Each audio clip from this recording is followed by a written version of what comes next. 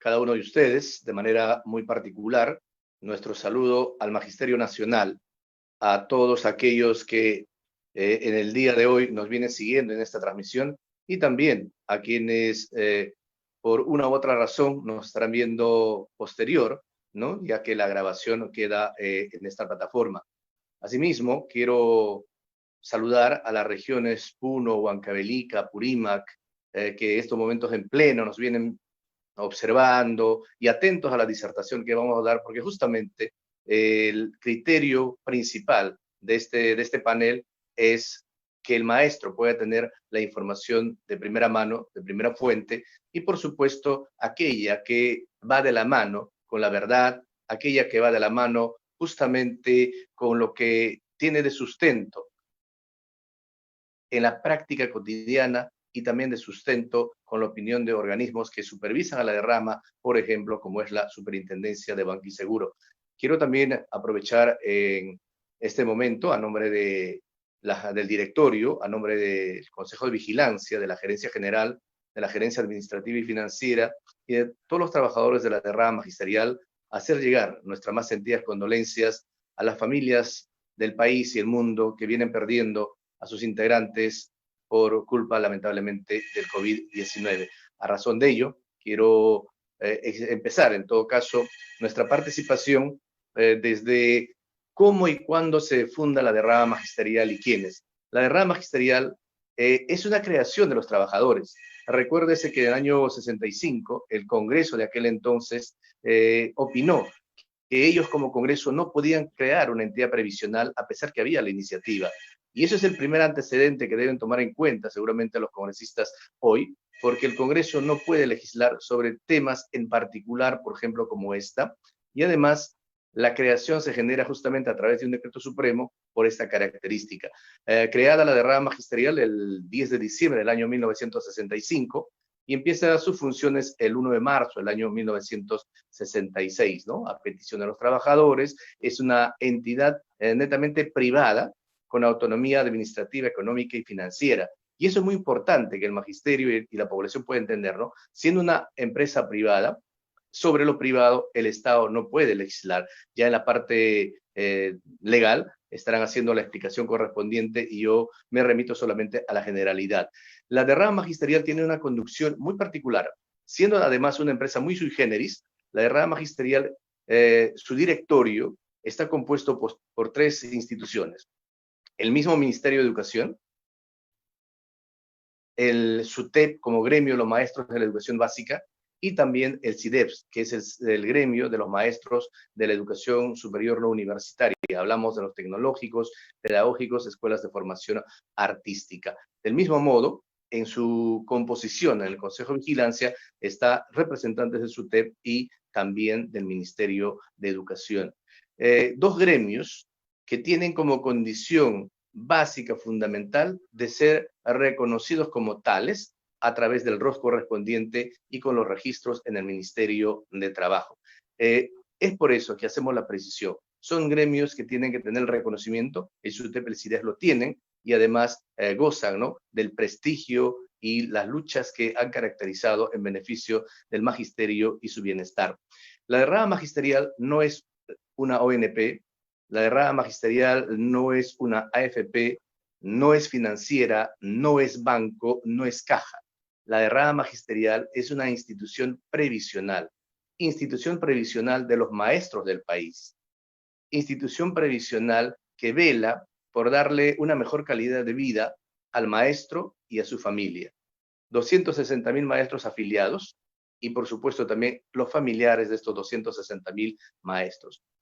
Para garantizar la seguridad social y la previsión de los maestros y maestras, el directorio de la derrama magisterial, que además tiene una renovación a cada 2 años se renueva, está supervisado por la Superintendencia de Banca y Seguro. La Superintendencia de Banca y Seguro, a pedido del Congreso, ha hecho un informe en la cual justamente observa de que no sería viable generar una ley con nombre propio para la derrama magisterial. El asociado de la derrama magisterial, o sea, ¿quiénes podemos asociarnos a la derrama magisterial? Somos los maestros de la educación básica regular y los maestros de la educación superior no universitaria. Repito, ¿no? Tecnológicos, institutos pedagógicos y también las escuelas de formación artística. Como es una entidad privada, la rama magisterial tiene los asociados. Los asociados son los maestros que de manera voluntaria firman un contrato privado entre la rama magisterial y el propio docente para hacer un aporte mensual de 0,5% de una UIT. No hay un solo profesor que puede estar afiliado a la derrama y no haya firmado su contrato, su acta de compromiso. Por ello, la participación, digamos, el aporte es totalmente voluntario de los maestros que son parte de la derrama magisterial. Este fondo es un fondo intangible, no es un ahorro corriente, no es un ahorro que usted va y hoy día dejó su 21.50 y mañana lo puede sacar, para el siguiente mes lo puede depositar, no. Es un fondo intangible justamente porque el maestro confía para tener una gran rentabilidad por este monto que deja de manera mensual. Cuando hablamos de rentabilidad, en el país la única institución que paga el interés más alto es justamente la derrama magisterial, 8,3%. No hay un banco, no hay una caja, no hay una financiera que haga un pago de intereses de 8,3%, únicamente la derrama magisterial. Y estos intereses van al fin y al cabo a capitalizarse al fondo del maestro. El fondo del maestro está constituido por tres características principales o tres partes o tres componentes que lo podemos llamar. El aporte del profesor, que a lo largo del tiempo va aportando, es el 35% de su fondo. El 49% de su fondo es el interés que le paga la derrama magisterial. Y el 16% adicional es el bonus, es decir, la repartición de la ganancia que se tiene como derrama y esta va a la cuenta de cada docente. Toda la rentabilidad y la ganancia que tiene derrama se distribuye de manera equitativa entre los 260.000 maestros que tenemos de afiliados a la derrama magisterial. ¿En qué condiciones se entrega el fondo que tiene el maestro? Y acá hay que tener muy en cuenta, siendo una entidad de previsión y tomando en cuenta de que solamente el maestro puede retirar su fondo o se le hace entrega a su fondo cuando tiene el cese laboral. Es decir, cuando el maestro cesa. ¿Y cuándo cesa el maestro? El maestro cesa en tres situaciones. Uno, cuando el maestro cumple los 65 años de edad. Es cesado automáticamente ya por el Estado, justo el día de su cumpleaños le entregan la resolución de cese. Otra condición de cese es por fallecimiento. El maestro fallece y la entidad de la que viene trabajando, que es el Ministerio de Educación, le genera el cese. Y un tercer factor es justamente la invalidez. Ya sea por enfermedad o un accidente, el maestro queda imposibilitado de seguir laborando y el Ministerio de Educación le va a generar su cese. Entonces, estas son tres características de cese las que permiten que el docente tenga su fondo. Cuando cesa, el maestro entre 120 y 90 días no gana ningún sueldo, no recibe nada del Estado. El maestro a cesar no recibe de manera inmediata su CTS. Vamos a tener un maestro que 3 o 4 meses va a estar sin recibir ninguna remuneración. Justamente es ahí donde el maestro recibe la primera mano de parte de rama magisterial. Me explico. Maestro cesa, tiene su resolución de cese, va a las oficinas de la rama magisterial en Lima, por ejemplo, y el mismo día que va, el docente recibe todo su fondo. Y en provincias, entre 3 a 4 días por los trámites administrativos que aún lamentablemente se tienen que hacer, pero estamos en ese camino de superar y que también en las provincias se puede hacer entrega el mismo día.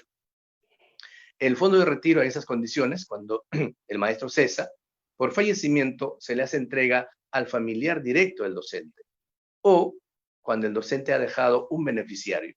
El maestro y la maestra, al momento de tener ese contrato con la derrama magisterial, tiene opción de hacer llegar una carta notarial indicando quiénes serían sus beneficiarios si es que el maestro fallece.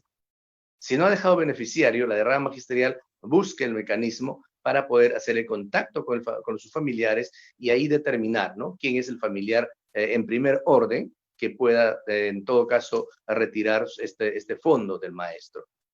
Aprovecho este punto para dar a conocer de que a la fecha, por ejemplo, entre maestros cesantes, contratados y nombrados, tenemos más de 1.000 maestros ya fallecidos, de los cuales tenemos 236 maestros que son afiliados a la derrama magisterial, y en estos casos la derrama magisterial ha hecho un desembolso de más de 11 millones de soles, 7 millones solamente en beneficio por fallecimiento y los 4 millones que son la condonación de la deuda. Si el maestro que fallece, lamentablemente por situación de COVID o cualquier otro, automáticamente se le condona la deuda. Es decir, no queda su familia prendado, comprometido a seguir pagando esa deuda con la derrama magisterial, sino la derrama asume ya y condona esa deuda para que el familiar no esté con esa preocupación. Y eso es lo que está pasando en esta coyuntura.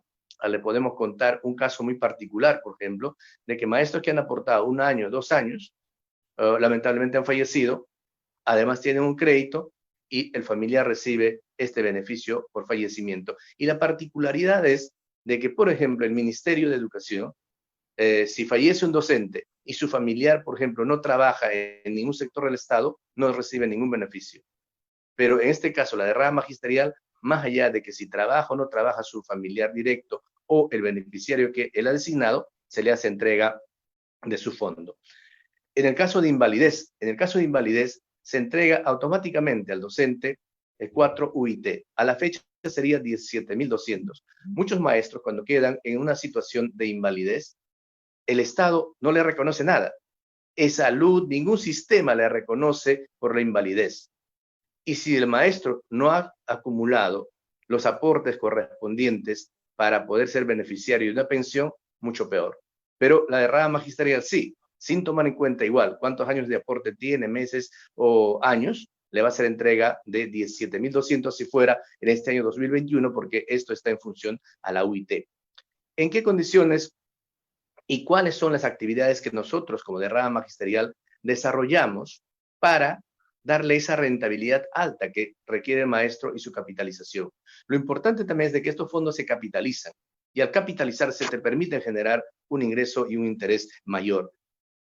Nosotros desarrollamos diferentes servicios para esta rentabilidad, créditos o actividades hoteleras, recreacionales, actividades de vivienda, cultura, la tienda de M Plaza, librería. Vamos a centrarnos un poco en el tema de los créditos. El sistema de créditos que tiene la derrama magisterial cobra el interés promedio que tiene el mercado financiero en el país. Pero estos créditos tienen igual una particularidad. El crédito que se otorga al maestro, el interés que paga el maestro también va a su fondo y va a fondo de todos los docentes. Muchos maestros dicen, pero es mi propia plata, ¿por qué me prestan interés? No es su propia plata, es la plata de todos los maestros que aportan a la derrama. La mayoría de los maestros tienen un crédito entre 25.000, 40.000, 50.000, 70.000 soles.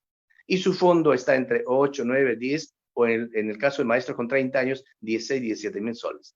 Entonces, el préstamo que él tiene siempre es más alto del fondo que tiene. Y el interés que paga también va a ir a su cuenta de él y va a ir a la cuenta de los demás docentes. Lo que no pasa en otro sistema financiero, ni banco, ni financiera, ni caja. Usted pide el préstamo, paga el interés, pero en ningún momento va a ir ese interés a un fondo de capitalización para usted. Estos créditos se empezaron a generar para el maestro cuando el maestro no era sujeto de crédito. Mucho antes, el maestro no podía acceder a un crédito por el bajo sueldo que ganaba. Tenías que dejar en garantía tu casa, tenías que tener además 2 o 3 garantes, hipotecar tus bienes, qué sé yo, ahí recién te podía dar el banco. Y viendo esa carencia y esa necesidad, es lo que la derrama empieza a generar los préstamos. Y hoy día, gracias a esa actividad de la derrama, todos los bancos están detrás de los profesores para que puedan pedir su préstamo. O sea, en una situación difícil, la apertura lo hizo la derrama y hoy día muchos bancos utilizan el sistema de convenio para dar estos créditos. ¿Qué ha pasado con estos créditos a los maestros? Muchos maestros han podido construir su casa, comprar su terreno, han podido hacer estudios de posgrado, sus hijos han podido estudiar sus profesiones, han podido entablar un pequeño negocio, ha podido ayudarse en temas de salud. Siempre desde la derrama magisterial, entendiendo que el maestro requiere y es una forma y una fuente de poder ayudarse. He ahí el carácter social del crédito que genera derrama magisterial. Ustedes pueden hacer un ensayo, lo llamo yo, con una entidad bancaria. Por ejemplo, un monto de 10.000 entre derrama y un banco X. Y van a ver que la tasa de interés en muchos casos es igual a la derrama en algunos es menor, pero también hay otro factor que muchas veces el banco no te dice, lo utilizan con un término muy particular, por ejemplo, que se llama descuento automático por planilla o comisión de soporte al servicio, que automáticamente al docente le hace un incremento entre 15 a 20 soles en el momento que empieza a pagar sus cuotas. Por eso es importante que el maestro pueda hacer este tipo de ensayos y además tener toda la información para evitar justamente esos comentarios corrosivos que mucha gente tiene de que el interés es demasiado alto en derrama y todo lo demás. Además, valga la redundancia del término, estos préstamos que tiene el maestro es la liquidez de la derrama magisterial.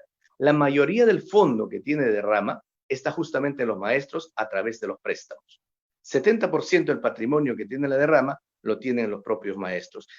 Para la rentabilidad, desarrollamos, por ejemplo, actividades de vivienda, decíamos, más de 3.500 maestros que hoy día tienen una casa propia, una vida mucho más digna gracias a su esfuerzo, a su sacrificio y gracias a la derrama magisterial que ha generado los programas de vivienda en diferentes regiones del país. 3.500 familias que hoy día cuentan con casa propia.